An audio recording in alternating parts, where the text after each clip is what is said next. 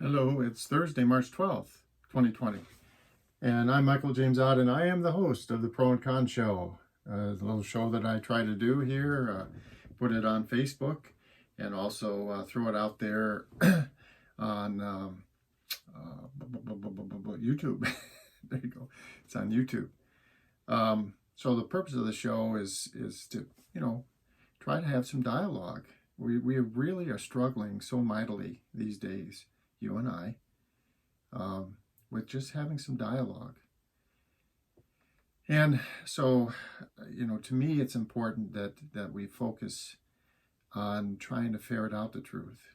And the problem is that there's different information streams, and those information streams focus on telling us things that often kind of align with some of our general leanings, our natural leanings, if you will. But that doesn't mean that it's the truth. It just means that they've targeted us, and they're telling us things that we want to hear, basically. And thereby, very often, by the buildup of that kind of effort, they get us to a place where we're almost righteous or zealous about, our views, our opinions, and so on, and to the point that we just close off, and we close our minds to even approaching a topic, approaching anything. And it's using the very, very simple tools of propaganda that have been known for a long time. I mean, back in World War II, for example, this is, I'm almost 60 years old, so familiar with World War II and the whole propaganda machine in Nazi Germany, and how they used simple labels and simple language and hate speech to target certain people and the administration, if you will, the leadership of the company or the country, use this to manipulate, to manipulate the emotions of us, the people. And so many years later, I lived in Germany, and the Germans are great people. I lived there for almost 3 years, and it was just a great experience, and great people. And you would never have imagined that these people could have perpetrated the Holocaust. I mean, it's unfathomable if you spend time in modern Germany with modern German people. So I tell this story every once in a while, so I'll go ahead and tell it again. So back then, I was out with a colleague. He was one of the plant managers in our division in the company that I was working for. And he and I went to dinner. It was just an ability to have dinner. And we were just talking. We had dinner. And after dinner was over, he said, we Germans were very interested in what happens in America, what happens in the United States. And I said, why? And there's another story I could tell, but I want to keep this short. But I said, why? And he said, he kind of leaned into me. We're sitting in a public restaurant, and he leaned in, and you could start seeing tears welling in his eyes. And he said, you know what we did. You know what we did. We know what we did to the Germans or to the Jews. You know what we did to the Poles. You know what we did to our fellow Germans, ones that we didn't agree with, the ones that we thought were not good enough.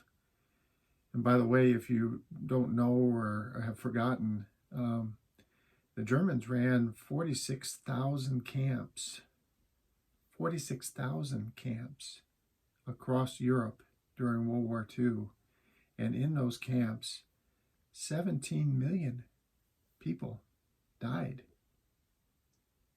It doesn't include all the millions of people that were maimed and tortured and used as slave labor for 6 years. 46,000 camps, 17 million people, including 6 million Jewish people.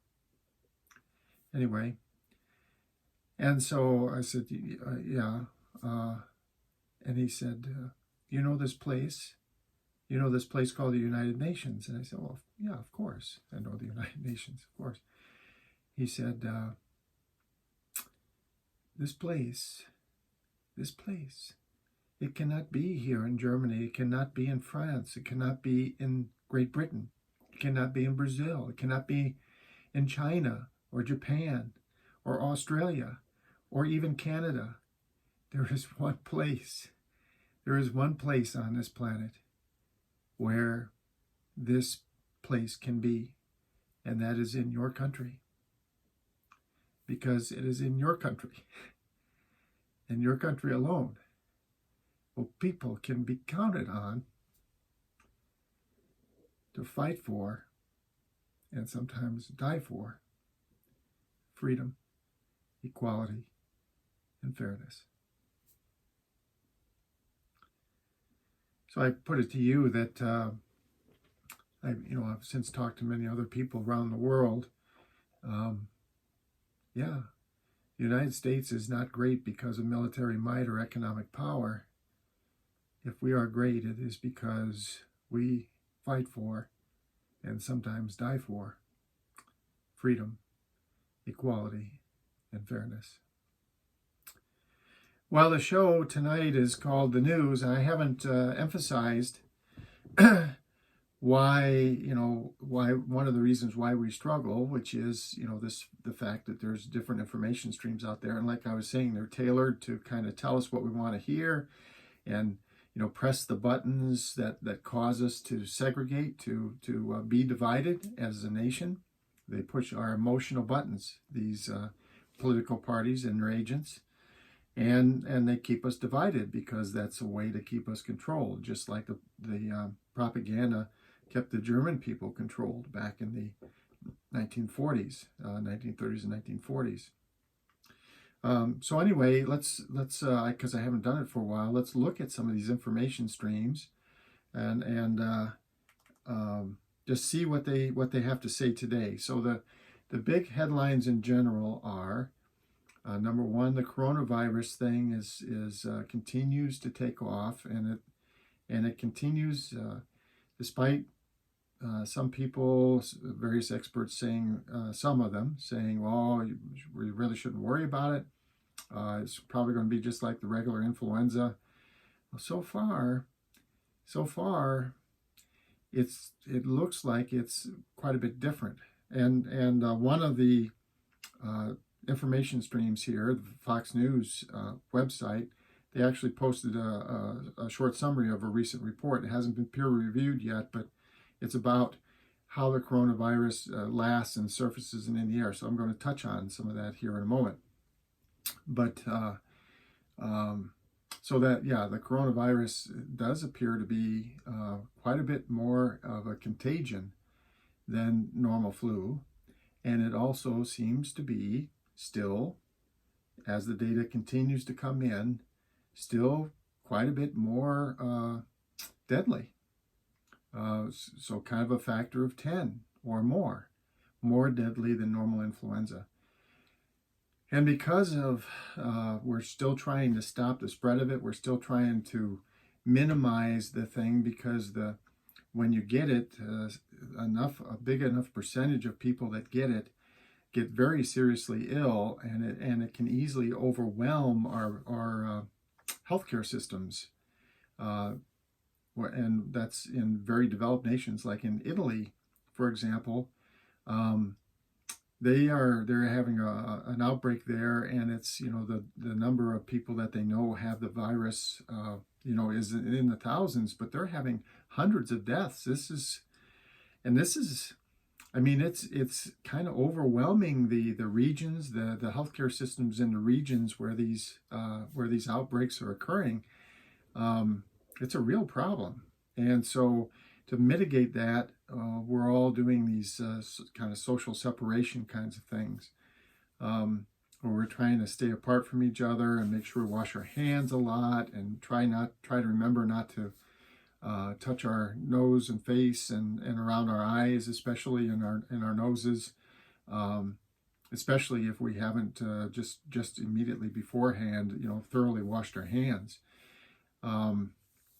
Anyway, and now there's ramifications because it makes, for the sake of humanity, for the sake of our citizenry in this country, and for the sake of citizenry around all the countries around the world, governments are taking pretty drastic action. They're closing down transportation. They're sequestering groups, areas. They're isolating people. They're telling people, to shut down, don't do this, don't do that. And some of these are traditionally huge events, like in one of the headlines here you'll see in a moment, March Madness. So the whole NCAA men's basketball tournament, at first they were going to play it without audiences, and now they've decided to just cancel it. The risk is too high that players, some of them might be exposed and not know it, not even be symptomatic, and be playing with other teams and in close contact, of course, and playing men's basketball. I mean, you sweat and all this other stuff. You're flying around the court. You're touching, and there's, sounds kind of bad, but bodily fluids, sweat and stuff like that, going all over the place amongst these players. And it's a very likely condition. In fact, I was watching a news program, and they had a sports expert, and they said, yeah, this is why these athletes, they're in close contact, or they're doing all these things as a team, and so you'll see if there's a flu bug or some other thing, it'll kind of ripple through the entire team, because just by virtue of how they play and what they do, they are in very close contact for extended periods. And that lends itself to, obviously infection when there's a contagious virus around. So let's just go through and again, so it's you and I got to be better citizens. So that I call this show the Pro and Con Show, and just generically the Pro and Con Show, because we got to know the pro and the con, the good and the bad, the for and against. These issues are important enough. We have to know these things. And in order to know them, if you only watch one television channel, or if you only look at one information stream on the internet or whatever, it's very likely you're not going to be informed of a lot of great information that would be very useful to you. So I have talked about these 5 different, because doing TV here is kind of difficult for me to do live. But there's the 5 streams of information. So on the right, generally right-leaning and supportive of Mr. Trump, especially, there's Breitbart News, and then slightly less so is Fox News, and then in the middle is NPR. They seem to be fairly unbiased, and then a little bit left of that is CNN, and fully left of that is the Huffington Post. So let's just look at, and again, you can do this. It doesn't take that long. I have, there's 5 different, here, I'll show you. You can see across the top, I have 5 different tabs. Okay, so I have 5 different tabs in my web browser, and this is an iPad. This is, readily available. Lots of people have them. And I just, you can just go through and you'll see, some of the headlines, you read the articles, but you can also see how these different information streams, are prioritizing the information that you get. So on Huffington Post, March Madness is canceled. Okay, that shows that. And then there's some other stories below, like Disneyland's going to close. The NBA has indefinitely suspended their season. Is just coming up on playoff time for them. They've indefinitely suspended their season, and on and on and on. The ripple effect of all this, and of course, all of that has an economic impact, and there's a lot of concern now that there's going to be recession. So central banks are doing things, and governments are doing fiscal policy things to see if they can't mitigate some of that. We'll see. But it certainly is is a very worrisome thing. That's a factual statement. Now, whether or not it actually throws us into recession, well, then that's a matter of opinion. But factually, it's very worrisome because of the level of, there's just a cascade of, airlines and hotels and restaurants and stores and venues and all this that, no one's going to, and on and on and on. I mean, even my wife works at the local public library, and she didn't go for a couple of days because there was a concern over whether she might or might not have been exposed to coronavirus at some point. But now she's, gone back to work, but there's, her and a very small staff. Most people are not working there, they're trying to work from home. And the number of people coming to the library, it's very, very, very, very, very few compared to normal. And then the CNN, of course, they're advertising their next debate here, but America's way of life changes indefinitely. And again, associated with all this risk and the potential for economic downturn, the stock market has gone down tremendously. I think it's, from its peak, I think it's down 25%, 23%, something like this. So it's going down quite a bit. And NPR, that's their top story, is that the Dow plunges 2,300 points. The Dow Jones Industrial Average fell nearly 10% in one day. It's the biggest one-day drop since 1987, as the coronavirus pandemic continues to rattle the markets. In fact, trading was halted temporarily early in the day. That's actually happened twice. There are so-called circuit breakers roughly every 7% when stocks in a single day drop from their opens by more, or drop from their previous close by more than 7%, the stock market pauses for 15 minutes.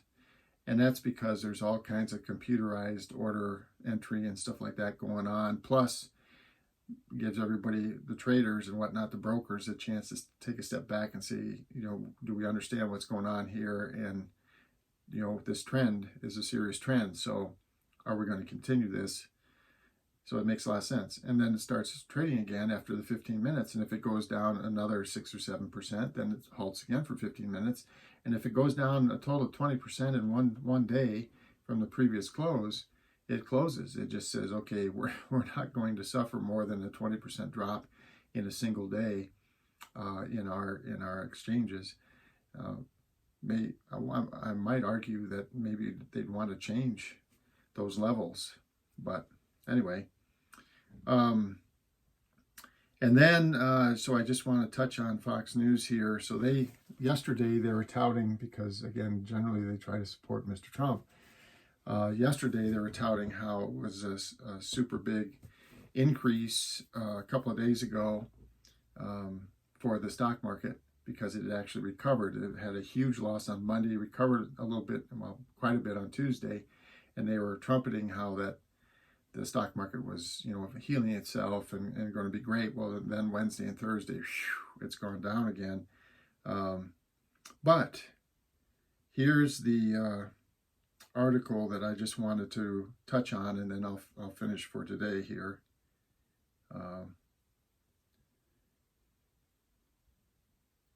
Oops. So there's a new report. Let's see here. Dang it. I'm sorry, I touched the wrong place on the screen. Bear with me here. So the headline is, and it's underneath the main headline, the new report shows how long coronavirus can remain in the air. So there it is. You can see one of the main things. So coronavirus can remain in the air for 3 hours, and it can live on plastic for days. Now again, this isn't a peer-reviewed thing, but these are scientists that are working very hard to try to get this information and trying to get it out to the public as fast as possible.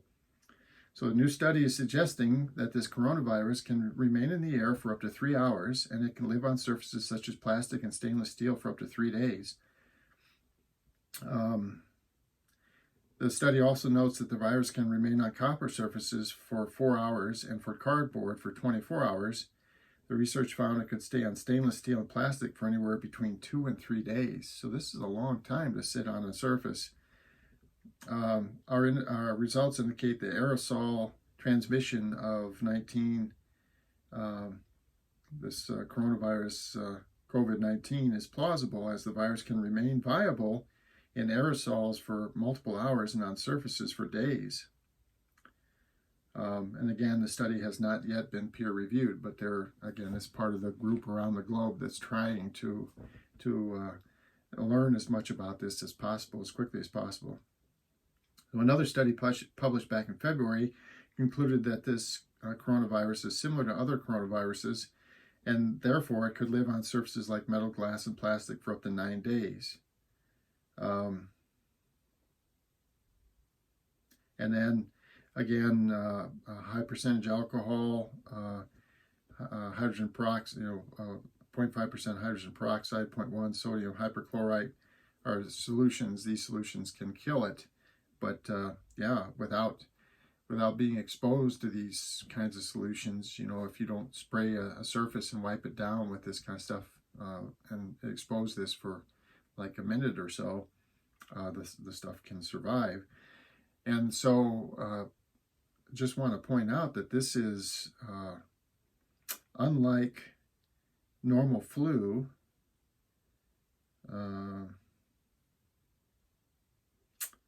And I thought they actually had a paragraph on this, but I don't see it.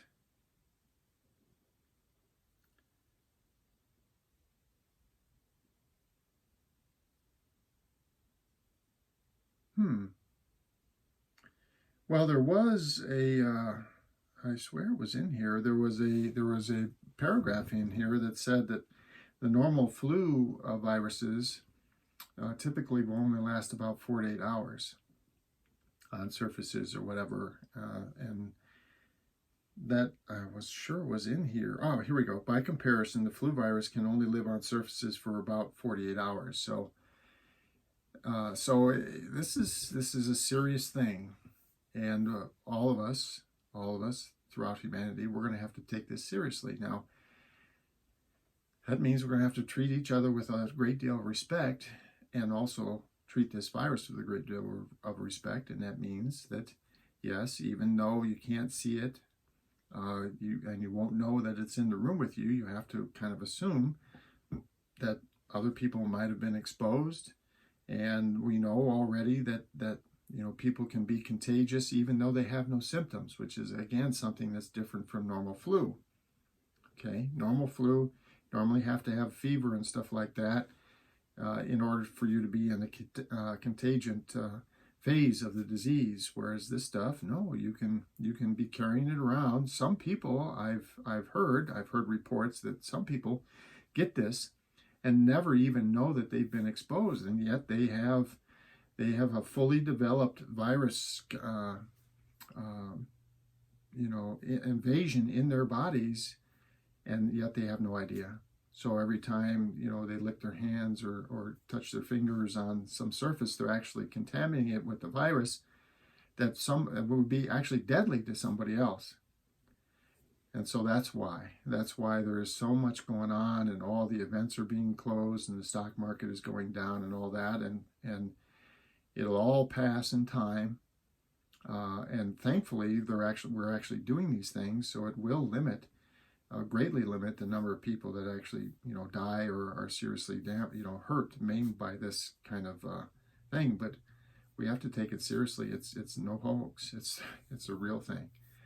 And and we have to do our best together to minimize how quickly this spreads, minimize how much it spreads, and hopefully that will allow the healthcare systems in our various countries around the world to deal with this as effectively as possible, and it won't overburden that system, and we won't have 20 people out in the hallway needing the same machine or something for treatment, and no treatment coming and therefore dying. All right, so a long show today. Went way over the normal 10 to 15 minutes, but felt like a good show. I hope you agree. Again, for the Pro and Con Show, I'm Michael James Ott. Until the next show, bye for now.